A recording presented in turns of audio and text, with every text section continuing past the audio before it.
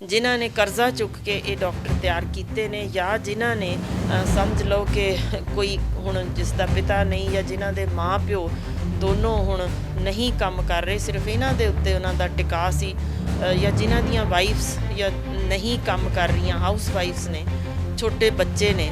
ਤੁਸੀਂ ਸਮਝ ਰਹੇ ਹੋ ਕਿ ਉਸ ਮਾਂ ਦੀ ਗੋਦ ਜਦੋਂ ਇਸ ਮੌਕੇ ਚਲੀ ਜਾਵੇ ਤੇ ਜੋ ਫਿਰ ਇਹ ਨਿਖੇਧੀ ਮਿਲ ਰਹੀ ਹੋਵੇ ਕਿ ਇਹ ਮਾਰ ਦਿੱਤਾ ਸਾਨੂੰ। ਸੱਚ ਜਾਣਿਓ, ਇਹ ਬੱਚੇ ਬਹੁਤ ਇਸ ਵੇਲੇ ਡਿਪਰੈਸ਼ਨ 'ਚ ਜਾ ਚੁੱਕੇ ਨੇ। ਕਰੋੜ ਦੇ ਕਰੀਬ ਤਾਂ ਉੱਥੇ ਹੀ ਖਰਚਾ ਕਰ ਰਹੇ ਨੇ ਆਪਣੀ ਬਿਮਾਰੀ ਤੇ ਹੀ। ਜਿਹੜਾ ਰੀਇੰਬਰਸਮੈਂਟ ਨਹੀਂ ਹੋਈ, ਕੁਝ ਵੀ ਹਾਸਲ ਨਹੀਂ ਹੋਇਆ। ਮੈਂ ਪੁੱਛ ਰਹੀ ਹਾਂ, ਉਹਨਾਂ ਮਾਵਾਂ ਦੀ ਆਵਾਜ਼ ਬਣ ਕੇ ਅੱਗੇ ਆਈਆਂ ਜਿਨ੍ਹਾਂ ਦੇ ਪੁੱਤਰ ਧੀਆਂ ਚਲੇ ਗਏ ਨੇ। ਸੋ ਜੇ ਅਸੀਂ ਪੰਜਾਬ ਵਿੱਚ ਸਾਰੇ ਇੱਕ ਫ੍ਰੀ ਐਂਬੂਲੈਂਸ ਹਰ ਪਿੰਡ ਦੇ ਵਿੱਚ ਵੀ ਦੇ ਦਈਏ ਤਾਂ ਉਹਦੇ ਨਾਲ, ਜਾਂ ਕਹਿ ਲਓ 2 ਪਿੰਡ ਮਿਲਾ ਕੇ ਵੀ ਹੋਵੇ, ਤਾਂ ਉਹ ਬਹੁਤ ਜ਼ਿਆਦਾ ਫਾਇਦੇਮੰਦ ਹੋਏਗੀ ਵਰਲਡ ਕਲਾਸ ਜੇ ਬਣਾਉਣੀ ਹੋਏ। ਸਾਡੇ ਇਸ ਵੇਲੇ ਆਨਲਾਈਨ ਤੁਹਾਨੂੰ ਪਤਾ ਸਾਰੇ ਕੰਮ ਹੋ ਰਹੇ ਨੇ। ਸੋ ਸਾਡੇ ਸਕੱਤਰ ਸਾਹਿਬਾਨ ਜਿਹੜੇ ਜਾਂ ਹਾਈ ਅਫੀਸ਼ੀਅਲਸ ਜਿਨ੍ਹਾਂ ਨੂੰ ਕਹਿ ਸਕਦੇ ਹੋ, ਜਿਨ੍ਹਾਂ ਦੇ ਕੋਲ ਇਸ ਵੇਲੇ ਕੋਈ ਕਾਰਾਂ ਦਾ ਉਹਨਾਂ ਦਾ ਖਰਚਾ, ਉਹਨਾਂ ਦੇ ਡਰਾਈਵਰ ਦਾ, ਪੈਟਰੋਲ ਦਾ ਖਰਚਾ ਇੰਨਾ ਹੀ ਮੰਨਫੀ ਹੋ ਜਾਏ ਤਾਂ ਤੁਸੀਂ ਸਮਝ ਸਕਦੇ ਹੋ ਕਰੋੜਾਂ ਦਾ ਬਜਟ ਸਾਡਾ ਜੋ ਅੱਗੇ ਹੀ ਪੰਜਾਬ ਦਾ ਥੱਲੇ ਜਾ ਰਿਹਾ, ਉਹਦੇ ਵਿੱਚੋਂ ਇਹ ਮੁਫਤੋਂ ਮੁਫਤ ਬਾਹਰ ਨਿਕਲ ਸਕਦਾ ਹੈ। ਸੱਚ ਜਾਣਿਓ, ਹੋਰ ਕੋਈ ਮੁਸ਼ਕਿਲ ਉਸ ਵੇਲੇ ਮੈਂ ਆਪ ਨਹੀਂ ਕਿ ਮੈਂ ਆਪਣੀ ਗੱਲ ਕਰ ਰਹੀ ਹਾਂ, ਜਿੰਨੇ ਵੀ ਹੋਰ ਇੱਥੇ ਬੈਠੇ ਨੇ ਡਾਕਟਰ ਜਿਨ੍ਹਾਂ ਦੇ ਮਨਾਂ 'ਚ ਲੋਕਾਂ ਲਈ ਪੀੜ ਹੈ। ਮੈਂ ਆਪ ਕਈ ਡਾਕਟਰਾਂ ਨੂੰ ਰੋਂਦੇ ਉਸ ਸਮੇਂ ਵੇਖਿਆ, ਆਪ ਵੀ ਮੇਰੇ ਵੀ ਕਈ ਵਾਰ ਹੰਝੂ ਭਰ ਜਾਂਦੇ ਨੇ ਜਦੋਂ ਅਸੀਂ ਦੇਖਦੇ ਹਾਂ ਕਿ ਸਾਡੇ ਅੱਗੇ ਚੱਲਿਆ, ਅਸੀਂ ਕੁਝ ਵੀ ਨਹੀਂ ਕਰ ਸਕ ਰਹੇ ਉਹਨੂੰ ਬਚਾਉਣ ਲਈ। ਸਤਿ ਸ਼੍ਰੀ ਅਕਾਲ ਜੀ, ਮੈਂ ਅਨੁਰਾਗ ਸ਼ਰਮਾ ਤੁਹਾਡੇ ਨਾਲ ਮੌਜੂਦ ਹਾਂ ਇਸ ਵਕਤ ਗੱਲ ਕਰਨ ਲਈ ਉਹਨਾਂ ਲੋਕਾਂ ਦੀ ਜਿਨ੍ਹਾਂ ਨੂੰ ਫਰੰਟ ਲਾਈਨ ਵਾਰੀਅਰਸ ਕਿਹਾ ਜਾ ਰਿਹਾ। ਮਤਲਬ ਕਿ ਡਾਕਟਰ, ਸਫਾਈ ਕਰਮੀ, ਪੁਲਿਸ ਕਰਮੀ, ਪੱਤਰਕਾਰਾਂ ਨੂੰ ਵੀ ਫਰੰਟ ਲਾਈਨ ਵਾਰੀਅਰਸ ਕਿਹਾ ਜਾ ਰਿਹਾ। ਪਰ ਅੱਜ ਅਸੀਂ ਗੱਲ ਕਰ ਰਹੇ ਹਾਂ ਡਾਕਟਰਸ ਦੀ, ਜੋ ਕਿ ਦਿਨ ਰਾਤ ਕਰੋਨਾ ਮਰੀਜ਼ਾਂ ਦੇ ਇਲਾਜ ਦੇ ਵਿੱਚ ਲੱਗੇ ਹੋਏ ਹੈ। ਨਾ ਦਿਨ ਦੇਖ ਰਹੇ हैं ਨਾ ਰਾਤ ਦੇਖ ਰਹੇ हैं, ਬਲਕਿ ਆਪਣੀਆਂ ਜਾਨਾਂ ਵੀ ਗਵਾ ਰਹੇ हैं। ਸੋ ਅਜਿਹਾ ਇੱਕ ਮਾਮਲਾ ਪਟਿਆਲਾ ਦੇ ਵਿੱਚ ਆਇਆ, ਜਿੱਥੇ ਕਿ ਪਟਿਆਲਾ ਦੇ ਸਰਕਾਰੀ ਰਜਿੰਦਰਾ ਹਸਪਤਾਲ ਦੇ ਵਿੱਚ ਇੱਕ ਨੌਜਵਾਨ ਡਾਕਟਰ ਦੀ ਜਾਨ ਚਲੀ ਗਈ। ਕਰੋਨਾ ਦੇ ਵਿੱਚ ਸੀ, ਕਰੋਨਾ ਦੇ ਮਰੀਜ਼ਾਂ ਦੀ ਦੇਖਭਾਲ ਕਰ ਰਹੇ ਸੀ, ਉਹਨਾਂ ਦਾ ਇਲਾਜ ਕਰ ਰਹੇ ਸੀ। ਸੋ ਉਹਨਾਂ ਦਾ ਦਰਦ ਸਮਝਦੇ ਹੋਏ ਰਜਿੰਦਰਾ ਹਸਪਤਾਲ ਤੋਂ ਹੀ ਸੀਨੀਅਰ ਡਾਕਟਰ ਸਾਡੇ ਨਾਲ ਮੌਜੂਦ ਨੇ, ਡਾਕਟਰ ਹਰਸ਼ਿੰਦਰ ਕੌਰ ਜੀ, ਜੋ ਹਮੇਸ਼ਾ ਸਮਾਜ ਦੇ ਲਈ, ਆਪਣੇ ਡਾਕਟਰ ਭਾਈਚਾਰੇ ਦੇ ਲਈ ਗੱਲ ਕਰਦੇ ਆ। ਉਹਨਾਂ ਦੇ ਨਾਲ ਗੱਲ ਕਰਾਂਗਾ ਕਿਉਂਕਿ ਉਹਨਾਂ ਨੇ ਮੁੱਖ ਮੰਤਰੀ ਪੰਜਾਬ ਨੂੰ ਇੱਕ ਲੈਟਰ ਲਿਖਿਆ। ਉਸ ਲੈਟਰ ਦੇ ਵਿੱਚ ਕੀ ਲਿਖਿਆ, ਗੱਲਬਾਤ ਉਹਨਾਂ ਦੇ ਨਾਲ ਕਰਾਂਗੇ। ਮੈਡਮ, ਬਹੁਤ ਬਹੁਤ ਸਵਾਗਤ ਹੈ ਜੀ। ਸਿੱਧੇ ਤੌਰ 'ਤੇ ਮੈਂ ਪੁੱਛਦਾ ਕਿ ਤੁਸੀਂ ਇੱਕ ਚਿੱਠੀ ਪਾਈ ਹੈ ਮੁੱਖ ਮੰਤਰੀ ਨੂੰ, ਕੀ ਲਿਖਿਆ ਉਸ ਚਿੱਠੀ ਦੇ ਵਿੱਚ? ਦੇਖੋ, ਮੈਂ ਇਹੀ ਬੇਨਤੀ ਕੀਤੀ ਹੈ ਕਿ ਮੈਂ ਇੱਕ ਪੰਜਾਬ ਦੀ ਨਿਮਾਣੀ ਧੀ ਹਾਂ। ਰਾਜ ਧਰਮ ਇਹ ਉਹ ਕਹਿੰਦਾ ਹੈ ਕਿ ਜਦੋਂ ਕੋਈ ਪਿਤਾ ਰੂਪੀ ਸਾਡੇ ਜੇ ਮੁੱਖ ਮੰਤਰੀ, ਜੋ ਕਿ ਲੋਕਾਂ ਦੇ ਚੁਣੇ ਹੋਏ ਨੁਮਾਇੰਦੇ ਹੁੰਦੇ ਨੇ, ਤਾਂ ਉਹਨਾਂ ਨੂੰ ਜ਼ਰੂਰ ਲੋਕਾਂ ਦੀਆਂ ਲੋੜਾਂ ਵੱਲ ਧਿਆਨ ਦੇਣਾ ਚਾਹੀਦਾ। ਸੋ ਇਹੀ ਮੈਨੂੰ ਹਿੰਮਤ ਦੇ ਸਕੀ ਕਿ ਮੈਂ ਇੱਕ ਆਮ ਲੋਕਾਂ ਦੇ ਵਿੱਚੋਂ ਉੱਠੀ ਹਾਂ ਅਤੇ ਉਹਨਾਂ ਦੀ ਆਵਾਜ਼ ਲੈ ਕੇ ਗਈ ਹਾਂ, ਕਿਉਂਕਿ ਉਹਨਾਂ ਕੋਲ ਹੋ ਸਕਦਾ ਅਨੇਕਾਂ ਕੰਮ ਹੋਣਗੇ ਜਿਨ੍ਹਾਂ ਵਿੱਚ ਇਹ ਪੱਖ ਅਣਗੌਲਿਆ ਕਿਤੇ ਰਹਿ ਗਿਆ। ਤਾਂ ਉਸੇ ਪੱਖ ਵੱਲ ਧਿਆਨ ਦਿਵਾਉਣਾ ਚਾਹਿਆ ਕਿ ਸਾਡੇ ਕੋਲ ਜੋ ਬੱਚੇ ਹੁਣ ਫਰੈਸ਼ ਨਿਕਲ ਕੇ ਜਾ ਰਹੇ ਨੇ, ਜਿਨ੍ਹਾਂ ਨੇ ਰੀਅਲ, ਮੈਂ ਤੁਹਾਨੂੰ ਦੱਸ ਰਹੀ ਹਾਂ ਕਿ ਕੋਵਿਡ ਵਾਰੀਅਰਸ ਵਜੋਂ ਕੰਮ ਕਰ ਰਹੇ ਨੇ, ਜਿੱਥੇ ਕਿਉਂਕਿ ਇੱਕ ਡਾਕਟਰ ਨਾ ਹੋਏ ਤਾਂ ਤੁਸੀਂ ਸਮਝ ਸਕਦੇ ਹੋ ਇਲਾਜ ਅਸੰਭਵ ਹੈ। ਤਾਂ ਸਾਡੇ ਜੋ ਹੁਣ ਜੋ ਪੀਜੀ ਸਟੂਡੈਂਟਸ ਕਰ ਰਹੇ ਨੇ ਜਾਂ ਜੋ ਸੀਨੀਅਰ ਰੈਜ਼ੀਡੈਂਟ ਪਹੁੰਚੇ ਨੇ, ਇਹ ਰੈਜ਼ੀਡੈਂਟਸ ਆਪਣੇ ਕਈ ਅਜਿਹੇ ਨੇ ਜਿਨ੍ਹਾਂ ਨੂੰ ਕਈ ਤਨਖਾਹਾਂ ਵੀ ਨਹੀਂ 6-6 ਮਹੀਨੇ ਦੀਆਂ ਕਈਆਂ ਨੂੰ ਮਿਲੀਆਂ ਹੋਈਆਂ, ਉਹ ਵੀ ਜੁਟੇ ਨੇ। ਕਈ 6 ਜਾਂ 7 ਮਹੀਨਿਆਂ ਤੋਂ ਘਰਾਂ ਹੀ ਗਏ ਹੀ ਨਹੀਂ ਘਰ 'ਚ ਦੇਖਣ। ਕਈਆਂ ਦੇ ਫਾਦਰ ਜਾਂ ਮਦਰ ਦੀ ਡੈਥ ਹੋਈ। ਕੁਝ ਨੇ ਜਿਨ੍ਹਾਂ ਨੇ ਪ੍ਰੈਗਨੈਂਟ ਜੋ ਇੱਥੇ ਕੰਮ ਕਰ ਰਹੀਆਂ ਨੇ ਸਾਡੀਆਂ ਬੱਚੀਆਂ। ਕੁਝ ਨੇ ਜਿਨ੍ਹਾਂ ਦੇ ਬੱਚੀ ਘਰ ਪੈਦਾ ਹੋਈ, ਉਹਨੂੰ ਵੀ ਦੇਖਣ ਨਹੀਂ ਘਰ ਜਾ ਸਕੇ। ਫਿਰ ਉਸ ਤੋਂ ਇਲਾਵਾ ਅਨੇਕ ਉਹ ਨੇ ਜਿਨ੍ਹਾਂ ਨੇ ਤਨੋ ਮਨੋ ਅਤੇ ਧਨੋਂ ਸੇਵਾ ਕੀਤੀ ਹੈ। ਇਸ ਕਰਕੇ ਕਿ ਕਿਤੇ ਆਕਸੀਜਨ ਨਹੀਂ, ਕਿਤੇ ਦਵਾਈ ਨਹੀਂ, ਜਾਂ ਪਾਣੀ ਅਵੇਲੇਬਲ ਨਹੀਂ, ਅਜਿਹੇ ਸਾਰੇ ਮੌਕੇ ਕਈ ਥਾਂ ਪੱਲਿਓਂ ਪੈਸੇ ਲਾ ਕੇ ਵੀ ਉਹਨਾਂ ਨੇ ਮਦਦ ਕੀਤੀ। ਫਿਰ ਜਿੱਥੇ ਕਿਤੇ ਦਰਜਾ 4 ਨਾ ਪਹੁੰਚਿਆ, ਉੱਥੇ ਉਹਨਾਂ ਦੀ ਬੋਡੀ ਤੱਕ ਚੱਕੀ, ਮੋਢਾ ਦਿੱਤਾ, ਪੈਕ ਕੀਤੀ। ਜਿੱਥੇ ਉਹ ਰਿਸ਼ਤੇਦਾਰ ਚਲੇ ਗਏ ਸਨ ਉਹਨਾਂ ਦੇ ਕਿ ਤੁਸੀਂ ਸਾਨੂੰ ਵੀਡੀਓ ਹੀ ਭੇਜ ਦੇਣਾ ਇਹਨਾਂ ਦਾ ਕ੍ਰਿਮੇਸ਼ਨ ਕਰਕੇ, ਉੱਥੇ ਵੀ ਕਈ ਥਾਂ ਇਹ ਬੱਚੇ ਫਰੰਟ ਲਾਈਨ ਵਾਰੀਅਰ ਗਏ। ਫਿਰ ਉਸ ਤੇ ਹੀ ਬਸ ਨਹੀਂ, ਉਹਨਾਂ ਨੇ ਮੈਂ ਆਪ ਵੇਖਿਆ ਕਿ ਜਿੱਥੇ ਸਫਾਈ ਨਹੀਂ ਸੀ ਹੋਈ ਇਹਨਾਂ ਬੱਚਿਆਂ ਨੇ ਜੋ ਸਟੂਲ ਪਾਸ ਕੀਤੇ, ਯੂਰਿਨ ਪਾਸ ਕੀਤੇ, ਉੱਥੇ ਵੀ ਇਹਨਾਂ ਦੀ ਨਾਲ ਹੈਲਪ ਕੀਤੀ ਜਾ ਕੇ। ਫਿਰ ਮੰਜੇ ਆਪ ਚੁੱਕੇ ਕੇ ਪੱਖਿਆਂ ਦੇ ਥੱਲੇ ਕਰ ਦਿੱਤੇ ਜਾਣ। ਗਵਾਹ ਨੇ ਜਿਹੜੇ ਤਾਂ ਰਹੇ ਨਹੀਂ, ਮੈਂ ਉਹਨਾਂ ਦਾ ਤਾਂ ਨਹੀਂ, ਪਰ ਜਿਹੜੇ ਹਨ ਉਹਨਾਂ ਨੂੰ ਪਤਾ ਹੈ ਕਿ ਕਿਸ ਤਰੀਕੇ ਇਹ ਬੱਚੇ ਅੰਦਰ ਕੰਮ ਕਰਦੇ ਰਹੇ ਨੇ। ਇਹਨਾਂ ਵਿੱਚੋਂ ਜਦੋਂ ਕੋਈ ਤੁਰ ਜਾਂਦਾ ਏ, ਤੁਸੀਂ ਸਮਝੋ ਕਿ ਇਹ ਮੌਤ ਇੱਕ ਆਮ ਮੌਤ ਇਸ ਕਰਕੇ ਨਹੀਂ ਗਿਣ ਰਹੀ ਕਿ ਇਹਨਾਂ ਨੂੰ ਸਪੈਸ਼ਲਿਸਟ ਬਣਨ ਵਿੱਚ ਲਗਭਗ ਪੌਣੇ 3 ਕਰੋੜ ਰੁਪਏ ਦਾ ਖਰਚਾ ਹੋ ਜਾਂਦਾ। ਉਹ ਮਾਪੇ ਜਿਨ੍ਹਾਂ ਨੇ ਕਰਜ਼ਾ ਚੁੱਕ ਕੇ ਇਹ ਡਾਕਟਰ ਤਿਆਰ ਕੀਤੇ ਨੇ, ਜਾਂ ਜਿਨ੍ਹਾਂ ਨੇ ਸਮਝ ਲਓ ਕਿ ਕੋਈ ਹੁਣ ਜਿਸ ਦਾ ਪਿਤਾ ਨਹੀਂ, ਜਾਂ ਜਿਨ੍ਹਾਂ ਦੇ ਮਾਂ ਪਿਓ ਦੋਨੋਂ ਹੁਣ ਨਹੀਂ ਕੰਮ ਕਰ ਰਹੇ, ਸਿਰਫ ਇਹਨਾਂ ਦੇ ਉੱਤੇ ਉਹਨਾਂ ਦਾ ਟਿਕਾ ਸੀ, ਜਾਂ ਜਿਨ੍ਹਾਂ ਦੀਆਂ ਵਾਈਫਸ ਜਾਂ ਨਹੀਂ ਕੰਮ ਕਰ ਰਹੀਆਂ, ਹਾਊਸ ਵਾਈਫਸ ਨੇ, ਛੋਟੇ ਬੱਚੇ ਨੇ, ਤੁਸੀਂ ਸਮਝ ਰਹੇ ਹੋ ਕਿ ਉਸ ਮਾਂ ਦੀ ਗੋਦ ਜਦੋਂ ਇਸ ਮੌਕੇ ਚਲੀ ਜਾਵੇ ਤੇ ਚੁਫੇਰੇ ਨਿਖੇਧੀ ਮਿਲ ਰਹੀ ਹੋਵੇ ਕਿ ਇਹ ਮਾਰ ਦਿੱਤਾ ਸਾਨੂੰ। ਸੱਚ ਜਾਣਿਓ, ਇਹ ਬੱਚੇ ਬਹੁਤ ਇਸ ਵੇਲੇ ਡਿਪਰੈਸ਼ਨ 'ਚ ਜਾ ਚੁੱਕੇ ਨੇ। ਸੀਨੀਅਰ ਡਾਕਟਰਸ ਵੀ, ਅਸੀਂ ਦਿਨ ਰਾਤ ਸਰਕਾਰੀ ਡਾਕਟਰ ਸਾਰੇ ਕੰਮ ਕਰ ਰਹੇ ਹਾਂ।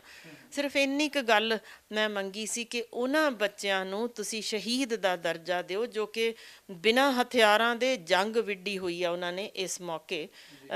ਜਿੰਨੇ ਵੀ ਬਚ ਸਕੇ ਨੇ ਲੋਕ, ਤਾਂ ਇਹ ਉਹਨਾਂ ਦੀ ਮਿਹਨਤ ਸਦਕਾ ਹੀ ਬਚ ਸਕੇ ਨੇ। ਫਿਰ ਇਸ ਤੋਂ ਇਲਾਵਾ 1 ਕਰੋੜ ਦਾ ਜ਼ਰੂਰ ਮੈਂ ਉਹਨਾਂ ਲਈ ਮੰਗਿਆ ਕਿ ਮੁਆਵਜ਼ਾ ਮਿਲਣਾ ਚਾਹੀਦਾ, ਕਿਉਂਕਿ ਜਦੋਂ ਇਹ ਦਾਖਲ ਹੁੰਦੇ ਨੇ ਕਰੋੜ ਦੇ ਕਰੀਬ ਤਾਂ ਉੱਥੇ ਹੀ ਖਰਚਾ ਕਰ ਰਹੇ ਨੇ ਆਪਣੀ ਬਿਮਾਰੀ 'ਤੇ ਹੀ, ਜਿਹੜਾ ਰੀਇੰਬਰਸਮੈਂਟ ਨਹੀਂ ਹੋਈ, ਕੁਝ ਵੀ ਹਾਸਲ ਨਹੀਂ ਹੋਇਆ। ਮੈਂ ਪੁੱਛ ਰਹੀ ਹਾਂ, ਉਹਨਾਂ ਮਾਵਾਂ ਦੀ ਆਵਾਜ਼ ਬਣ ਕੇ ਅੱਗੇ ਆਈ ਹਾਂ ਜਿਨ੍ਹਾਂ ਦੇ ਪੁੱਤਰ ਧੀਆਂ ਚਲੇ ਗਏ ਨੇ, ਕਿ ਉਹਨਾਂ ਲਈ ਕੋਈ ਅੱਖ ਹੰਝੂ ਡੋਲੇ। ਉਸ ਪਾਸੇ ਧਿਆਨ ਕਰਵਾਇਆ ਕਿ ਇਹ 2 ਮੰਗਾਂ ਮੇਰੀਆਂ ਜ਼ਰੂਰ ਸੁਣ ਲਓ, ਪੂਰੀਆਂ ਕਰ ਦਿਓਗੇ ਤਾਂ ਦੁਆਵਾਂ ਹੀ ਦੇਣਗੀਆਂ ਉਹ ਮਾਵਾਂ ਜਿਨ੍ਹਾਂ ਦੀਆਂ ਕੁੱਖਾਂ ਸੁੰਨੀਆਂ ਹੋਈਆਂ ਨੇ। ਇੱਕ ਹੋਰ ਮੰਗ ਕੀਤੀ ਸੀ ਕਿ ਸ਼ਾਇਦ ਤਿੱਖੀ ਹੈ, ਮਾੜੀ ਵੀ ਤੁਹਾਨੂੰ ਲੱਗੇ, ਪਰ ਵੇਖੋ ਸੱਚ ਹਮੇਸ਼ਾ ਹੀ ਕੌੜਾ ਹੁੰਦਾ, ਤਾਂ ਕਿਸੇ ਨਾ ਕਿਸੇ ਨੂੰ ਤਾਂ ਹਿੰਮਤ ਕਰਨੀ ਪੈਣੀ ਸੀ ਗੱਲ ਕਰਨ ਦੀ। ਮੈਂ ਕਿਹਾ ਸੀ ਕਿ ਜਿਸ ਤਰੀਕੇ ਸਾਡਾ ਪੰਜਾਬ ਇਸ ਵੇਲੇ ਜੋ ਹਾਲਾਤਾਂ ਵਿੱਚੋਂ ਲੰਘ ਰਿਹਾ, ਜਿਹੜੇ ਹਾਲਾਤ 'ਚੋਂ, ਉਹਨਾਂ ਵਿੱਚ ਫ੍ਰੀ ਐਂਬੂਲੈਂਸ ਸੇਵਾ ਸਾਨੂੰ ਜ਼ਰੂਰੀ ਹੈ ਕਰਨੀ। ਜਿੱਥੇ ਈਵਨ ਆਫਟਰ ਡੈਥ ਵੀ ਜਿਹੜੀ ਡੈਥ ਵੈਨ ਵੀ ਅਸੀਂ ਦੇਖ ਰਹੇ ਹਾਂ ਜਿਹੜੀ ਜਾ ਰਹੀ ਹੈ, ਉਹਨਾਂ ਵਿੱਚ ਵੀ ਬਹੁਤ ਲੋਕ ਪੈਸੇ ਕਮਾਈ ਵਾਲਾ ਸਾਧਨ ਲੱਭ ਰਹੇ ਨੇ। ਸੋ ਜੇ ਅਸੀਂ ਪੰਜਾਬ ਵਿੱਚ ਸਾਰੇ ਇੱਕ ਫ੍ਰੀ ਐਂਬੂਲੈਂਸ ਹਰ ਪਿੰਡ ਦੇ ਵਿੱਚ ਵੀ ਦੇ ਦਈਏ, ਤਾਂ ਉਹਦੇ ਨਾਲ, ਜਾਂ ਕਹਿ ਲਓ 2 ਪਿੰਡ ਮਿਲਾ ਕੇ ਵੀ ਹੋਵੇ, ਤਾਂ ਉਹ ਬਹੁਤ ਜ਼ਿਆਦਾ ਫਾਇਦੇਮੰਦ ਹੋਏਗੀ ਵਰਲਡ ਕਲਾਸ ਜੇ ਬਣਾਉਣੀ ਹੋਏ। ਸੱਚ ਜਾਣਿਓ, 1 ਰੁਪਈਆ ਵੀ ਨਹੀਂ ਲੱਗੇਗਾ। ਮੈਂ ਤੁਹਾਨੂੰ ਤਰੀਕੇ ਸਿਰਫ 2 ਨੇ, ਬਹੁਤ ਸਿੰਪਲ ਤਰੀਕੇ ਨਾਲ ਸਾਡਾ ਪੰਜਾਬ ਦਾ ਹੈਲਥ ਸਿਸਟਮ ਵੀ ਲੀਹਾਂ 'ਤੇ ਆ ਸਕਦਾ ਹੈ, ਅਤੇ ਸਾਡਾ ਇਹ ਸਾਰੇ ਦਾ ਸਾਰਾ ਜੋ ਇਸ ਵੇਲੇ ਦਾ ਜੋ ਮਾਹੌਲ ਹੈ, ਮੰਜ਼ਰ ਬਣਿਆ ਹੋਇਆ, ਉਹਦੇ 'ਚ ਮੇਰਾ ਖਿਆਲ ਹੈ ਹਰ ਘਰ ਦੁਆਵਾਂ ਦੇਵੇਗਾ ਜੇ ਸਾਡੇ ਫ੍ਰੀ ਐਂਬੂਲੈਂਸ ਸੇਵਾ ਸ਼ੁਰੂ ਹੋ ਜਾਏ। ਹੁਣ ਕਿਵੇਂ?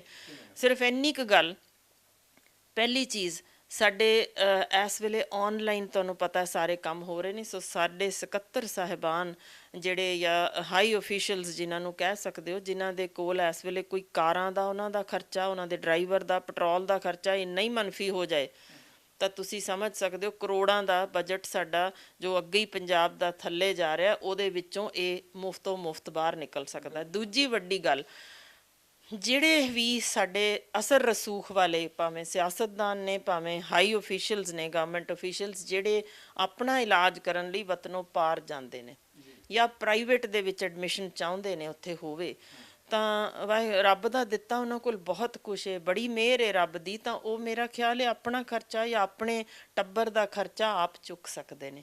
ਉਸ ਖਰਚੇ ਨੂੰ ਜੇ ਉਹਦੀ ਰੀਇੰਬਰਸਮੈਂਟ ਹੀ ਇਕੱਲੀ ਬੰਦ ਹੋ ਜਾਏ, ਜੋ ਕਰੋੜਾਂ ਦੇ ਵਿੱਚ ਪਰ ਹੈਡ ਖਰਚਾ ਪਹੁੰਚ ਜਾਂਦਾ, ਤੁਸੀਂ ਸਮਝ ਸਕਦੇ ਹੋ ਕਿੰਨੀਆਂ ਅਨਮੋਲ ਜਾਨਾਂ ਅਸੀਂ ਪੰਜਾਬ ਦੀਆਂ ਬਚਾ ਸਕਦੇ ਹਾਂ। ਸੋ ਮੇਰੀ ਤਾਂ ਨਿਮਾਣੀ ਜਿਹੀ ਮੰਗ ਹੈ, ਪਰ ਮੈਂ ਇੱਕ ਛੋਟੀ ਜਿਹੀ ਲੱਕੜ ਹਾਂ ਜਿਹਨੂੰ ਸੌਖਿਆਂ ਟੁੱਟ ਸਕਦੀ ਹੈ, ਕੋਈ ਵੀ ਤੋੜ ਦੇਵੇਗਾ। ਮੈਂ ਚਾਹੁੰਦੀ ਸਾਂ ਤੁਸੀਂ ਮੇਰੀਆਂ ਬਾਹਾਂ ਬਣੋ, ਤਾਂ ਕਿ ਅਸੀਂ ਇੱਕ ਇਹ ਗੱਠਾ ਬਣਾ ਸਕੀਏ, ਮੰਗ ਰੱਖ ਸਕੀਏ। ਜੇ ਲੋਕਾਂ ਨੂੰ ਲੱਗਦਾ ਹੈ ਇਹ ਸੱਚ ਹੈ, ਤਾਂ ਜ਼ਰੂਰ ਆਵਾਜ਼ ਚੁੱਕੋ, ਤੁਹਾਡੀ ਆਵਾਜ਼ ਸੁਣੀ ਜਾਏਗੀ। ਕਿਉਂਕਿ ਲੋਕ ਆਵਾਜ਼, ਅੱਗੇ ਮੈਂ ਅੱਗੇ ਵੀ ਕਿਹਾ ਸੀ, ਰਾਜ ਧਰਮ ਇਹੋ ਕਹਿੰਦਾ ਕਿ ਪਿਤਾ ਰੂਪ ਜਦੋਂ ਕੋਈ ਵੀ ਸਾਡੇ ਉੱਪਰ ਬੈਠਾ ਹੋਏਗਾ, ਤਾਂ ਉਹ ਜ਼ਰੂਰ ਇਹ ਮੰਗ, ਜੋ ਜਾਇਜ਼ ਮੰਗ, ਜ਼ਰੂਰ ਮੰਨੀ ਜਾਏਗੀ। ਸੋ ਤੁਸੀਂ ਦੇਖਿਆ ਕਿ ਕਿਉਂਕਿ ਡਾਕਟਰ ਸਾਹਿਬ ਹਮੇਸ਼ਾ ਹੀ ਸਮਾਜ ਲਈ ਆਵਾਜ਼ ਚੱਕਦੇ ਰਹਿੰਦੇ ਆ, ਚਾਹੇ ਫਿਰ ਕਈ ਵਾਰ ਤਿੱਖੀ ਆਵਾਜ਼ ਵੀ ਚੱਕਣੀ ਪਵੇ, ਜਿਸ ਤਰ੍ਹਾਂ ਕਿ ਇਹਨਾਂ ਨੇ ਕਿਹਾ। ਸੋ ਅੱਜ ਵੀ ਜਿਹੜੀ ਇਹਨਾਂ ਦੀ ਆਵਾਜ਼ ਹੈ ਆਪਣੇ ਉਹਨਾਂ ਬੱਚਿਆਂ ਲਈ ਹੈ ਜਿਹੜੇ ਬੱਚੇ ਇਹਨਾਂ ਕੋਲ ਕੰਮ ਕਰਦੇ ਆ, ਡਾਕਟਰਸ ਨੇ। ਇਹਨਾਂ ਦਾ ਕਹਿਣਾ ਹੈ ਕਿ ਅਗਰ ਉਹ ਬਿਨਾਂ ਕਿਸੇ ਹਥਿਆਰ ਤੋਂ ਜੰਗ ਲੜ ਰਹੇ ਆ, ਉਹਦੇ ਵਿੱਚ ਸ਼ਹਾਦਤ ਪਾ ਰਹੇ ਆ, ਤੇ ਉਹਨਾਂ ਨੂੰ ਸ਼ਹੀਦ ਦਾ ਦਰਜਾ ਦਿੱਤਾ ਜਾਵੇ ਔਰ 1 ਕਰੋੜ ਰੁਪਇਆ ਮੁਆਵਜ਼ਾ ਦਿੱਤਾ ਜਾਵੇ, ਕਿਉਂਕਿ ਇੱਕ ਡਾਕਟਰ ਬਣਨ ਤੱਕ 3.5 ਕਰੋੜ ਰੁਪਇਆ ਜਿਹੜਾ ਹੈ ਖਰਚ ਹੋ ਜਾਂਦਾ। ਇਸ ਤੋਂ ਇਲਾਵਾ ਫਿਰ ਪਰਿਵਾਰ ਦੇ ਵਿੱਚ ਜੇਕਰ ਕੋਈ ਕਮਾਉਣ ਵਾਲਾ ਨਹੀਂ ਹੈ, ਉਸ ਡਾਕਟਰ 'ਤੇ ਡਿਪੈਂਡ ਕਰਦਾ ਸਾਰਾ ਪਰਿਵਾਰ। ਔਰ ਡਾਕਟਰ ਅੱਜ ਦਿਨ ਰਾਤ ਮਿਹਨਤ ਕਰ ਰਹੇ ਆ ਕਰੋਨਾ ਵਾਰਡ ਦੇ ਵਿੱਚ। ਜਿਸ ਤਰ੍ਹਾਂ ਕਿ ਤੁਹਾਨੂੰ ਦੱਸਿਆ ਕਿ ਸਾਫ਼ ਸਫਾਈ ਤੋਂ ਲੈ ਕੇ ਲਾਸ਼ਾਂ ਪੈਕ ਕਰਨ ਤੱਕ ਦਾ ਵੀ ਕੰਮ ਜਿਹੜੇ ਡਾਕਟਰ ਖੁਦ ਕਰ ਰਹੇ ਆ, ਇਹ ਨੌਜਵਾਨ ਕਰ ਰਹੇ ਆ, ਜਜ਼ਬੇ ਦੇ ਨਾਲ ਕਰ ਰਹੇ ਆ। ਸੋ ਉਹਨਾਂ ਦੇ ਲਈ ਇਹਨਾਂ ਨੇ ਮੰਗ ਕੀਤੀ ਹੈ। ਦੂਸਰੀ ਮੰਗ ਸਮਾਜ ਲਈ ਕੀਤੀ ਹੈ, ਜਿਹੜੇ ਕਿ ਪਿੰਡਾਂ ਦੇ ਵਿੱਚ ਨੇ, ਸ਼ਹਿਰਾਂ ਦੇ ਵਿੱਚ ਹੈ, ਕਿ ਇੱਕ ਐਂਬੂਲੈਂਸ ਘੱਟੋ ਘੱਟ ਇੱਕ ਪਿੰਡ ਨੂੰ ਦਿੱਤੀ ਜਾਵੇ ਜੋ ਕਿ ਫ੍ਰੀ ਕੰਮ ਕਰੇ।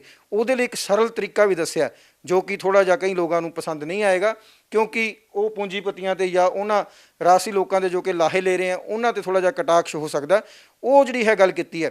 ਹੁਣ ਮੈਂ ਡਾਕਟਰ ਸਾਹਿਬ ਇੱਕ ਗੱਲ ਕਹਿਣਾ ਚਾਹੇ, ਤੁਸੀਂ ਜਿਸ ਤਰ੍ਹਾਂ ਕਿ ਗੱਲ ਦੇ ਵਿੱਚ ਜ਼ਿਕਰ ਕੀਤਾ ਕਿ ਕੁਝ ਲੋਕਾਂ ਦੀ ਜਿਹੜੀ ਹੈ ਬੁਰਾਈ ਦਾ ਵੀ ਸਾਹਮਣਾ ਕਰਨਾ ਪੈਂਦਾ ਡਾਕਟਰਸ ਫੀਲਡ ਵਾਲੇ ਲੋਕਾਂ ਨੂੰ। ਉਹ ਲੋਕ ਉਹਨਾਂ ਲਈ ਕਹਿੰਦੇ ਜਿਹੜੇ ਡਾਕਟਰ ਪ੍ਰਾਈਵੇਟ ਹਸਪਤਾਲਾਂ ਦੇ ਵਿੱਚ ਬੈਠ ਕੇ ਮੋਟੀਆਂ ਰਕਮਾਂ, ਮੋਟੀਆਂ ਫੀਸਾਂ ਜਿਹੜੀਆਂ ਅੱਜ ਕਰੋਨਾ ਕਾਲ ਦੇ ਵਕਤ ਜਿਹੜੇ ਵਸੂਲ ਰਹੇ ਆ, ਕਿਉਂਕਿ ਅਕਸਰ ਖਬਰਾਂ ਦੇਖਣ ਨੂੰ ਮਿਲ ਰਹੀਆਂ, ਕੋਈ ਆਕਸੀਜਨ ਦਾ ਸਿਲੰਡਰ ਮਹਿੰਗਾ ਵੇਚ ਰਿਹਾ, ਕੋਈ ਦਵਾਈਆਂ ਮਹਿੰਗੀਆਂ ਵੇਚ ਰਿਹਾ, ਕੋਈ ਜੇਕਰ ਸਰਕਾਰ ਨੇ ਨਿਰਧਾਰਿਤ ਕੀਤੇ ਰੇਟ ਨੇ ਉਹਨਾਂ ਤੋਂ ਦੁੱਗਣੇ ਚੌਗਣੇ ਪੈਸੇ ਲੈ ਰਿਹਾ। ਤੁਸੀਂ ਮੰਨੋਗੇ ਕੁਝ ਲੋਕਾਂ ਦਾ ਕਹਿਣਾ ਕਿ ਪਟਿਆਲੇ ਵਰਗੇ ਸ਼ਹਿਰ ਦੇ ਵਿੱਚ ਵੀ 20-30 ਲੱਖ ਰੁਪਈਆ ਜਿਹੜਾ ਹੈ ਚਾਰਜ ਕੀਤਾ ਜਾ ਰਿਹਾ ਕਰੋਨਾ ਦੇ ਇਲਾਜ ਦੇ ਨਾਂ ਦੇ ਉੱਤੇ। ਇਹਨਾਂ ਡਾਕਟਰਾਂ ਬਾਰੇ ਫਿਰ ਤੁਸੀਂ ਕੀ ਸੋਚਦੇ ਹੋ? ਬਿਲਕੁਲ, ਮੈਂ ਕ੍ਰਿਮੀਨਲ ਇਹ ਐਕਟੀਵਿਟੀ ਗਿਣਦੀ ਹਾਂ, ਕਿਉਂਕਿ ਜੋ ਗਲਤ ਹੈ ਉਹਨੂੰ ਗਲਤ ਕਹਿਣ ਦਾ ਜ਼ਰੂਰ ਦਮ ਹੋਣਾ ਚਾਹੀਦਾ, ਅਤੇ ਜੋ ਸਹੀ ਹੈ ਉਹਨੂੰ ਵੀ ਸਹੀ ਕਹਿਣਾ ਚਾਹੀਦਾ। ਜਿੱਥੇ ਇੱਕ ਪਾਸੇ ਮੈਂ ਸਿਫਤ ਕਰਦੀ ਹਾਂ ਕਿ ਸਰਕਾਰ ਨੇ ਜੋ ਫਤਿਹ ਕਿਟਸ ਦਿੱਤੀਆਂ ਨੇ, ਵਾਕਈ ਉਹ ਬਹੁਤ ਫਾਇਦੇਮੰਦ ਸਾਬਤ ਹੋ ਰਹੀਆਂ ਨੇ। ਇੱਕ ਪੋਜ਼ੀਟਿਵ ਜੋ ਕਦਮ ਉਹਨਾਂ ਵੱਲੋਂ ਉਹਦੀ ਵੀ ਮੈਂ ਸਿਫਤ ਕਰਦੀ ਹਾਂ। ਪਰ ਦੂਜੇ ਪਾਸੇ ਇਹ ਜੋ ਕਿ ਲੁੱਟ ਮਚਾ ਰਹੇ ਨੇ ਜਾਂ ਕਾਲਾ ਬਾਜ਼ਾਰੀ ਕਰ ਰਹੇ ਨੇ, ਇਹਨਾਂ ਵਿਰੁੱਧ ਜ਼ਰੂਰ ਸਖਤ ਐਕਸ਼ਨ ਹੋਣਾ ਚਾਹੀਦਾ, ਥੋੜ੍ਹਾ ਨਹੀਂ, ਤਾਂ ਕਿ ਸਾਨੂੰ ਸਾਰਿਆਂ ਨੂੰ ਹੀ, ਜੋ ਅਸੀਂ ਸਮਾਜ 'ਚ ਵਿਚਰ ਰਹੇ ਹਾਂ, ਕਿ ਇੱਕ ਆਕਸੀਜਨ ਖੋਲ੍ਹਣ ਦੀ ਚਾਬੀ ਤੋਂ ਲੈ ਕੇ ਅਸੀਂ ਨਿੱਕੀ ਤੋਂ ਨਿੱਕੀ ਦਵਾਈ ਤੋਂ ਲੈ ਕੇ ਹਰ ਚੀਜ਼ ਵਿੱਚ ਜੋ ਅਸੀਂ ਇਸ ਵੇਲੇ ਕਾਲਾ ਬਾਜ਼ਾਰੀ ਸ਼ੁਰੂ ਕਰ ਦਿੱਤੀ ਹੈ। ਪਤਾ ਨਹੀਂ ਕਿਉਂ ਹਾਲੇ ਵੀ ਸਾਨੂੰ ਸਮਝ ਨਹੀਂ ਆ ਰਹੀ ਕਿ ਵੱਡੇ ਰਸੂਖਵਾਨ ਵੀ ਗਏ ਨੇ, ਆਮ ਬੰਦਾ ਵੀ ਗਿਆ। ਕਿ ਤੁਹਾਨੂੰ ਕਦੇ ਦਿਸਿਆ ਕਿਸੇ ਨੇ ਆਪਣੀ ਜਾਇਦਾਦ ਨਾਲ ਲੈ ਕੇ ਜਾਣ ਦੀ ਕੋਸ਼ਿਸ਼ ਵੀ ਕੀਤੀ ਹੋਵੇ? ਪਲਾਂ ਛਿਣਾਂ ਵਿੱਚ ਲੋਕ ਤੁਰ ਜਾਂਦੇ ਨੇ। ਸੋ ਇਸ ਚੀਜ਼ ਦਾ ਇਸ ਮੌਕੇ ਤੱਕ ਘੱਟੋ ਘੱਟ ਆਪਾਂ ਲਹੂ ਨਾ ਨਿਚੋੜੀਏ, ਇਹ ਜ਼ਰੂਰੀ ਜੇ, ਤੇ ਉਹਨਾਂ ਵਿਰੁੱਧ ਵੀ ਬਣਦੀ ਕਾਰਵਾਈ ਹੋਣੀ ਚਾਹੀਦੀ ਹੈ। ਸੋ ਉਹਨਾਂ ਡਾਕਟਰਾਂ ਦੇ ਵਿਰੁੱਧ ਕਾਰਵਾਈ ਹੋਣੀ ਚਾਹੀਦੀ ਹੈ ਜੋ ਕਿ ਅੱਜ ਇਨਸਾਨੀਅਤ ਦੀ ਇੱਥੇ ਸ਼ਰਮਸ਼ਾਰ ਕਰ ਰਹੇ, ਉੱਥੇ ਇਨਸਾਨ ਦਾ ਲਹੂ ਨਿਚੋੜਨ 'ਚ ਵੀ ਘਾਟ ਨਹੀਂ ਛੱਡ ਰਹੇ। ਹੁਣ ਮੈਂ ਗੱਲ ਕਰ ਲੈਣਾ, ਜਿਸ ਤਰ੍ਹਾਂ ਕਿ ਤੁਸੀਂ ਕਿਹਾ ਕਿ ਸਰਕਾਰੀ ਹਸਪਤਾਲਾਂ ਦੇ ਵਿੱਚ ਬਹੁਤ ਜ਼ਿਆਦਾ ਮੁਸ਼ੱਕਤ ਕਰ ਰਹੇ ਆ ਡਾਕਟਰ, ਬਹੁਤ ਜ਼ਿਆਦਾ ਜ਼ੋਰ ਲਗਾ ਰਹੇ ਆ। ਤੁਸੀਂ ਵੀ ਕਰੋਨਾ ਵਾਰਡ ਦੇ ਵਿੱਚ ਡਿਊਟੀ ਨਿਭਾਉਂਦੇ ਹੋ। ਹੁਣ ਤੁਸੀਂ ਕਿਹਾ ਕਿ ਰਾਤ ਦੀ ਮੇਰੀ ਡਿਊਟੀ ਹੈ, ਮੈਂ ਜਾਣਾ। ਸੋ ਕਿਸ ਤਰ੍ਹਾਂ ਦੀਆਂ ਮੁਸ਼ਕਿਲਾਂ ਜਿਹੜੀਆਂ ਤੁਹਾਨੂੰ ਅੰਦਰ ਆ ਰਹੀਆਂ, ਕਿਉਂਕਿ ਕਿੱਟ ਪਾਉਣਾ ਤਾਂ ਅਸੀਂ ਸਮਝ ਰਹੇ ਹਾਂ, ਅੱਜ ਕੱਲ੍ਹ ਸੋਸ਼ਲ ਮੀਡੀਆ 'ਤੇ ਬਹੁਤ ਪਤਾ ਲੱਗਦਾ ਕਿ 2-3 ਘੰਟੇ ਬੰਦਾ ਪਸੀਨੇ ਦੇ ਵਿੱਚ ਰਹਿੰਦਾ। ਇਸ ਤੋਂ ਇਲਾਵਾ ਡਾਕਟਰ ਸਾਹਿਬ ਕਿਹੜੀਆਂ ਦਿੱਕਤਾਂ ਅੰਦਰ ਆਉਂਦੀਆਂ ਕਰੋਨਾ ਵਾਰਡ ਦੇ ਵਿੱਚ ਕੰਮ ਕਰਦੇ ਹੋਏ?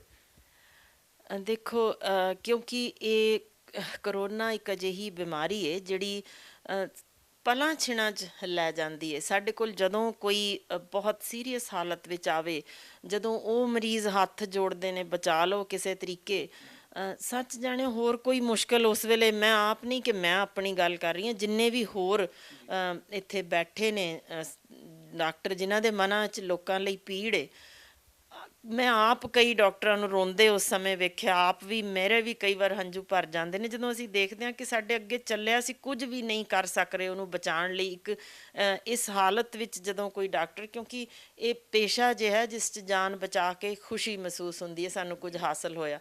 ਗੱਲਾਂ ਕਰਦਿਆਂ ਕਰਦਿਆਂ ਹੀ ਜਦੋਂ ਸਾਡੇ ਅੱਗੇ ਉਹ ਤੁਰ ਜਾਂਦੇ ਨੇ, ਉਹਨਾਂ ਦੀਆਂ ਕੁਝ ਗੱਲਾਂ ਤੁਹਾਨੂੰ ਜ਼ਰੂਰ ਸਾਂਝੀ ਕਰ ਦਿੰਦੀ ਹਾਂ।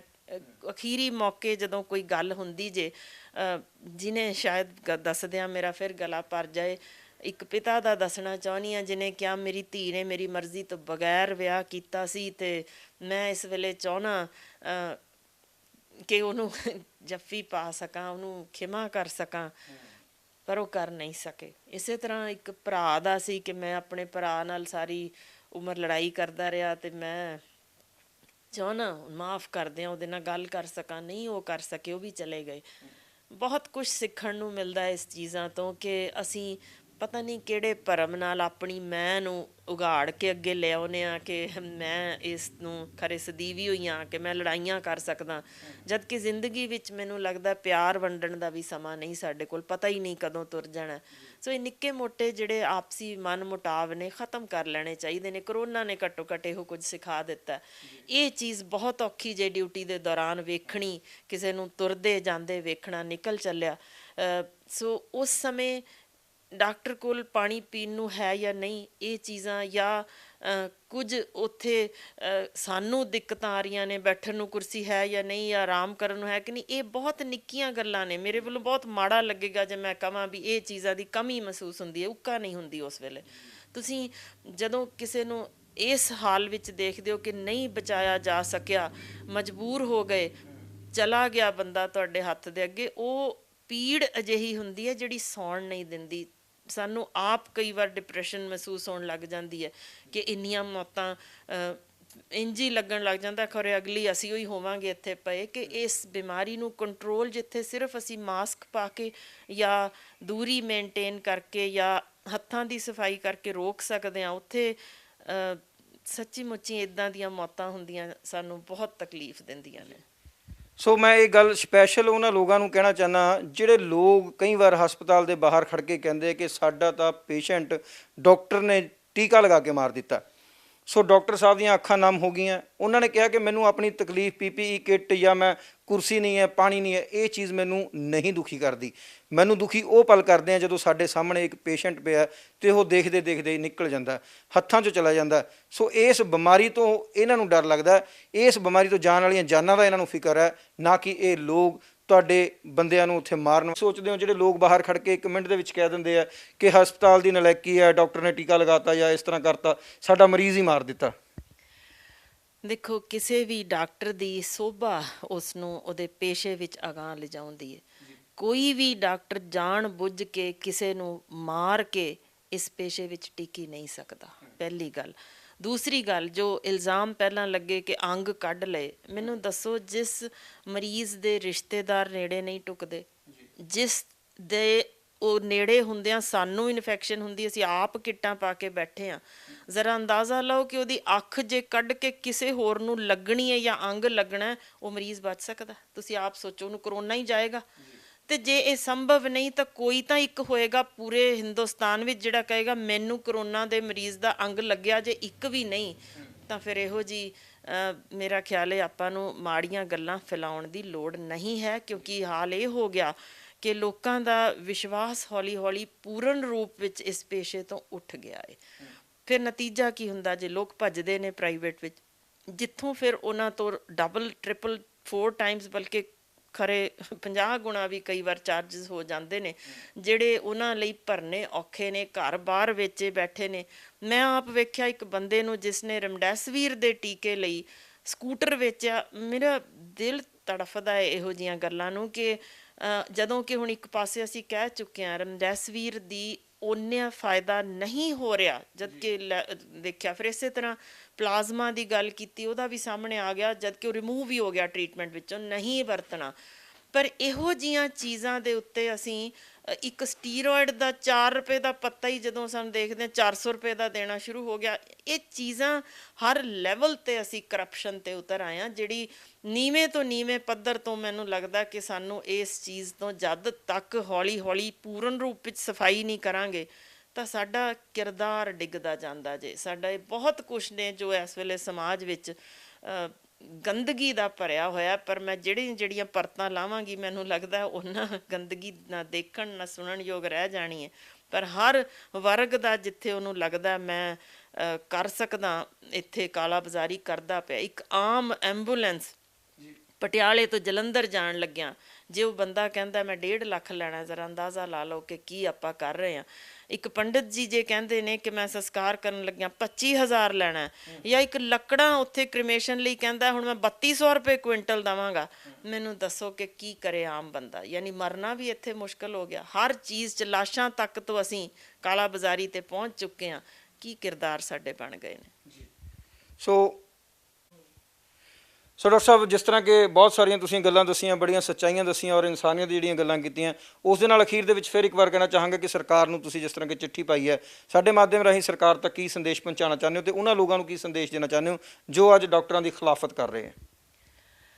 ਦੇਖੋ, ਮਾੜੀ ਚੀਜ਼ ਦੇ ਮੈਂ ਪਹਿਲਾਂ ਦੱਸ ਦਿਆਂ, ਜਿਸ ਦਾ ਘਰ ਦਾ ਜੀ ਗਿਆ ਹੋਏ ਉਸ ਵੇਲੇ ਉਹਨੂੰ ਆਪਣੇ ਆਪ ਨੂੰ ਐਡਜਸਟਮੈਂਟ ਕਰਨੀ ਬਹੁਤ ਔਖੀ ਹੈ। ਮੈਂ ਮੰਨ ਸਕਦੀ ਹਾਂ ਕਿ ਉਸ ਵੇਲੇ ਬਹੁਤ ਪੀੜ ਹੁੰਦੀ ਜੇ, ਉਹ ਗੁੱਸਾ ਜੋ ਕਿ ਬਹੁਤ ਚੀਜ਼ਾਂ ਦਾ ਰਲਿਆ ਮਿਲਿਆ ਦਿਲ 'ਚ ਹੁੰਦਾ ਜੇ, ਜਿਸ ਵਿੱਚ ਉਹਨਾਂ ਨੂੰ ਲੱਗਦਾ ਘਰ ਦਾ ਖਰਚਾ ਵੀ ਔਖਾ, ਘਰ ਦਾ ਕਮਾਈ ਕਰਨ ਵਾਲਾ ਜੀ ਵੀ ਤੁਰ ਗਿਆ ਤੇ ਹੁਣ ਕੁਝ ਵੀ ਸਾਡੇ ਹੱਥ ਪੱਲੇ ਨਹੀਂ। ਖਰੇ ਹੋਰ ਕਿੰਨੀਆਂ ਚੀਜ਼ਾਂ ਦਾ ਜਿਹੜਾ ਗੁੱਸਾ ਇਕੱਠਾ ਹੋਇਆ ਉਸ ਵੇਲੇ ਉਹਨਾਂ ਨੂੰ ਇੱਕ ਸੌਖਾ ਸ਼ਿਕਾਰ ਲੱਭਦਾ ਕਿ ਹੁਣ ਇੱਥੇ ਕੱਢ ਦਿਓ। ਜੇ ਕਿਸੇ ਕੋਲੋਂ ਗਲਤੀ ਵੀ ਹੋਈ ਹੈ, ਪਹਿਲੀ ਗੱਲ ਤਾਂ ਮੈਂ ਦੱਸ ਰਹੀ ਹਾਂ, ਕੋਵਿਡ ਵਿੱਚ ਜਦੋਂ 30% ਆਕਸੀਜਨ ਤੇ ਤੁਸੀਂ ਕੰਸਨਟ੍ਰੇਸ਼ਨ ਤੇ ਆਉਂਦੇ ਹੋ, ਬਚਾਉਣਾ ਨਾਮੁਮਕਿਨ ਹੋ ਜਾਂਦਾ ਅਮਰੀਕਾ ਤੱਕ ਵਿੱਚ ਵੀ। ਸੋ ਉਸ ਸਮੇਂ ਆਪਣੇ ਆਪ ਨੂੰ ਐਡਜਸਟ ਕਰਨ ਵਿੱਚ ਟਾਈਮ ਲੱਗਦਾ ਹੈ, ਉਹ ਗੁੱਸਾ ਹੁੰਦਾ ਹੈ। ਪਰ ਜੇ ਤੁਸੀਂ ਉਸ ਸਮੇਂ ਆਪਣੇ ਹੱਥ ਵਿੱਚ ਹਰ ਬੰਦਾ ਕਾਨੂੰਨ ਲੈਣ ਲੱਗ ਜਾਵੇਗਾ ਤਾਂ ਇਹ ਤਾਂ ਫਿਰ ਤੁਸੀਂ ਸਮਝ ਸਕਦੇ ਹੋ ਚੁਫੇਰੇ ਕੀ ਹੋ ਜਾਏਗਾ। ਸੋ ਉਸ ਸਮੇਂ ਜ਼ਰੂਰ ਆਪਣੇ ਆਪ ਨੂੰ ਹੌਸਲਾ ਦੇਣ ਦੀ ਲੋੜ ਹੁੰਦੀ ਹੈ ਕਿ ਜੇ ਤੁਹਾਨੂੰ ਫਿਰ ਵੀ ਕਿਤੇ ਲੱਗਦਾ ਕੁਝ ਗਲਤ ਹੋਇਆ ਤਾਂ ਸਾਡੇ ਕੋਲ ਅਦਾਲਤਾਂ ਨੇ ਜਾਓ, ਪਰ ਇਸ ਤਰੀਕੇ ਮਾਰ ਤਾੜ ਜਿੱਥੇ ਪੂਰੀ ਕੋਸ਼ਿਸ਼ ਵਿੱਚ ਜੁਟੇ ਨੇ ਡਾਕਟਰ, ਮਾੜੀ ਗੱਲ ਹੈ। ਹਾਲਾਂਕਿ ਕੁਝ ਕੇਸ ਸਾਡੇ ਕੋਲ ਹੈਗੇ ਨੇ ਜਿੱਥੇ ਮੁਰਦਾ ਨੂੰ ਵੀ ਯਾਨੀ ਲਾਸ਼ ਨੂੰ ਵੀ ਵੈਂਟੀਲੇਟਰ ਤੇ ਪਾ ਕੇ ਉਹਦੇ ਪੈਸੇ ਲਏ ਗਏ, ਉੱਥੇ ਜ਼ਰੂਰ ਤੁਸੀਂ ਜੋ ਕਰਨਾ ਚਾਹੁੰਦੇ ਹੋ ਆਪਣੀ ਕਾਨੂੰਨੀ ਕਾਰਵਾਈ ਕਰੋ।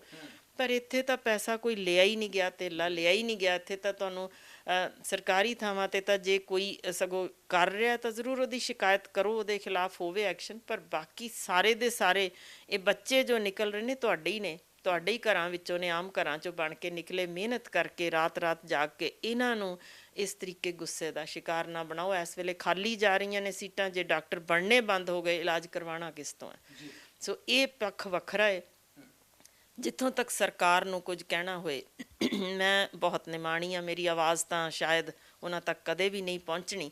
ਉਹ ਐਕਸ਼ਨ ਲੈਂਦੇ ਨੇ ਵੀ ਕਿ ਨਹੀਂ ਲੈਂਦੇ, ਉਹਨਾਂ ਦੀ ਮਰਜ਼ੀ, ਕੁਰਸੀ ਉਹਨਾਂ ਦੇ ਹੱਥ ਹੈ।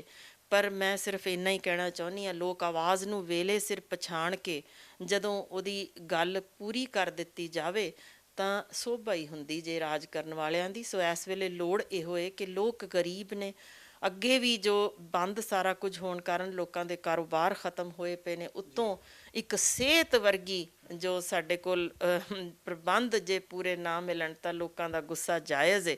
ਪਰ ਉਹਦੇ ਵਿੱਚ ਲੋਕ ਜ਼ਰੂਰ ਪਲੀਜ਼ ਰੱਬ ਦਾ ਵਾਸਤਾ ਜਾਗ ਜਾਣ ਕੇ ਆਪਣਾ ਜ਼ਮੀਰ ਕਿਲੋ ਆਟਾ ਜਾਂ ਚੌਲਾਂ 'ਤੇ ਨਾ ਵੇਚਣ। ਇਸ ਵੇਲੇ ਜੇ ਉਹ ਕਦੇ ਉੱਠਣਗੇ ਤਾਂ ਜ਼ਰੂਰ ਇਹ ਪੁੱਛਣ ਸਾਡੇ ਸਕੂਲ ਇੱਥੇ ਪਿੰਡਾਂ ਦੇ ਵਿੱਚ ਕਿੰਨੇ ਕੁ ਨੇ ਜਿੱਥੇ ਸਰਕਾਰੀ ਅਫਸਰਾਂ ਦੇ ਬੱਚੇ ਪੜ੍ਹੇ ਹੋਣ? ਸਾਡੇ ਕਿੰਨੇ ਕੁ ਨੇ ਉਹ ਨੁਮਾਇੰਦੇ ਜਿਨ੍ਹਾਂ ਨੂੰ ਅਸੀਂ ਚੁਣਨਾ ਹੈ, ਜਿਨ੍ਹਾਂ ਨੇ ਆਪਣਾ ਇਲਾਜ ਸਰਕਾਰੀ ਹਸਪਤਾਲਾਂ ਵਿੱਚ ਕਰਵਾਇਆ ਹੋਏ? ਜੇ ਨਹੀਂ ਤਾਂ ਮੇਰਾ ਖਿਆਲ ਹੈ ਉਹ ਆਪ ਹੀ ਸੋਚਣ ਆਪਣੇ ਗਿਰੇਬਾਨ 'ਚ ਝਾਕ ਕੇ ਕਿ ਕੌਣ ਸੀ ਇਹਨਾਂ ਨੂੰ ਚੁਣਨ ਵਾਲਾ ਤੇ ਕੀ ਅੱਗੋਂ ਆਉਣ ਵਾਲੇ ਸਮੇਂ 'ਚ ਲੋੜ ਹੈ। ਬਹੁਤ ਬਹੁਤ ਸ਼ੁਕਰੀਆ ਜੀ ਗੱਲਬਾਤ ਕਰਨ ਦੇ ਲਈ। ਸੋ ਤੁਸੀਂ ਦੇਖਿਆ ਕਿ ਡਾਕਟਰ ਹਰਸ਼ਿੰਦਰ ਕੌਰ ਨੇ, ਜੋ ਕਿ ਹਮੇਸ਼ਾ ਹੀ ਸਮਾਜ ਦਾ ਦਰਦ ਬਿਆਨ ਕਰਦੇ ਆ, ਦਰਦ ਨੂੰ ਮਹਿਸੂਸ ਕਰਦੇ ਆ, ਉਹਨਾਂ ਦਾ ਕਹਿਣਾ ਉਹਨਾਂ ਲੋਕਾਂ ਨੂੰ ਤੜੀ ਵੀ ਕੀਤੀ ਹੈ ਜਿਹੜੇ ਲੋਕ ਇਸ ਵਕਤ ਕਾਲਾ ਬਾਜ਼ਾਰੀ ਤੇ ਇਸ ਤਰ੍ਹਾਂ ਦੇ ਧੰਦੇ ਕਰ ਰਹੇ ਆ, ਔਰ ਉਹਨਾਂ ਲੋਕਾਂ ਨੂੰ ਵੀ ਅਪੀਲ ਕੀਤੀ ਹੈ ਜਿਨ੍ਹਾਂ ਦਾ ਘਰ ਦਾ ਜੀ ਚਲਾ ਜਾਂਦਾ ਕਿ ਡਾਕਟਰ ਹਮੇਸ਼ਾ ਜਾਨ ਬਚਾਉਣ ਦੀ ਕੋਸ਼ਿਸ਼ ਕਰਦਾ, ਕਿਉਂਕਿ ਜਾਨ ਬਚਾਉਣ 'ਚ ਹੀ ਉਸ ਦੀ ਸ਼ੋਭਾ ਵੱਧਦੀ ਹੈ। ਸੋ ਉੱਥੇ ਹੀ ਮੁੱਖ ਮੰਤਰੀ ਕੈਪਟਨ ਅਮਰਿੰਦਰ ਸਿੰਘ ਨੂੰ ਇਹਨਾਂ ਵੱਲੋਂ ਇੱਕ ਚਿੱਠੀ ਲਿਖੀ ਗਈ ਹੈ ਜਿਸ ਵਿੱਚ ਕਿਹਾ ਗਿਆ ਕਿ ਡਾਕਟਰ ਸਟਾਫ ਹੈ ਜਿਹੜਾ ਉਹਨੂੰ ਫਰੰਟਲਾਈਨ ਵਾਰੀਅਰਸ ਕਿਹਾ ਜਾ ਰਿਹਾ, ਪਰ ਉਸ ਨੂੰ ਸ਼ਹੀਦ ਦਾ ਦਰਜਾ ਦਿੱਤਾ ਜਾਵੇ, ਕਿਉਂਕਿ ਬੀਤੇ ਦਿਨੀ ਰਜਿੰਦਰਾ ਹਸਪਤਾਲ ਦੇ ਇੱਕ ਡਾਕਟਰ ਨੇ ਕਰੋਨਾ ਦੇ ਵਿੱਚ ਲੜਦੇ ਆਪਣੀ ਜਾਨ ਗਵਾ ਲਈ ਹੈ, ਜੋ ਕਿ ਫਰੰਟਲਾਈਨ ਵਾਰੀਅਰ ਸੀ, ਕਰੋਨਾ ਯੋਧਾ ਸੀ। ਸੋ ਇਹਨਾਂ ਦੀ ਇਹ ਮੰਗ ਸਰਕਾਰ ਤੱਕ ਜ਼ਰੂਰ ਪਹੁੰਚਣੀ ਚਾਹੀਦੀ ਹੈ ਤੇ ਸਰਕਾਰ ਨੂੰ ਚਾਹੀਦਾ ਕਿ ਜਲਦ ਤੋਂ ਜਲਦ ਅਜਿਹੇ ਡਾਕਟਰਾਂ ਲਈ ਕੁਝ ਨਾ ਕੁਝ ਅਜਿਹੇ ਪ੍ਰਬੰਧ ਕਰੇ ਤਾਂ ਜੋ ਡਾਕਟਰੀ, ਜਿਸ ਤਰ੍ਹਾਂ ਇਹਨਾਂ ਨੇ ਕਿਹਾ ਸੀਟਾਂ ਖਾਲੀ ਹੋ ਰਹੀਆਂ ਤੇ ਫਿਰ ਇਲਾਜ ਕੌਣ ਕਰੂਗਾ, ਡਾਕਟਰਾਂ ਨੂੰ ਵੀ ਸੇਫ ਸਾਈਡ ਮਹਿਸੂਸ ਹੋਣੀ ਚਾਹੀਦੀ ਹੈ। ਕੈਮਰਾਮੈਨ ਸੰਦੀਪ ਸਿੰਘ ਦੇ ਨਾਲ ਅਨੁਰਾਗ ਸ਼ਰਮਾ, ਪਟਿਆਲਾ ਤੋਂ।